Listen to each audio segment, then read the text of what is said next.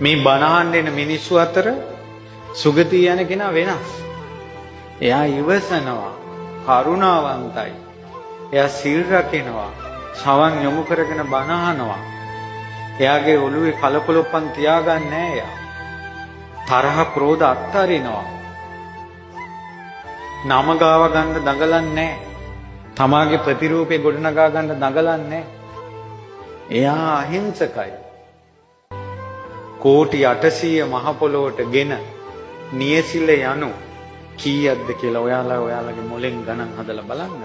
කී දෙනෙක්ද මරණයට පස්සේ දෙවියන් අතර යන්නේ කියලා.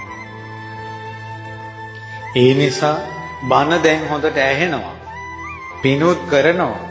රම්මැලි මහසෑය වඳිනවා. රහතුන්ට වඳිනවා. මේ ඔළුව දැන් සුද්ධ කරගන්න. කීකාට දොස් කියන්න එපා. ගරහන්න එපා. නින්දා කරන්න එපා. ගෙවල් වල ගහ මරා ගන්න එපා. මිනිස්සු හිනස් වෙන විදිහට ජීවත් වෙන්න එපා. දැන් බණක් අහලා මොකක් හරි ජීවිතේට සැනසෙල්ලක් එපෑය. ඒකයි පින්වතුනි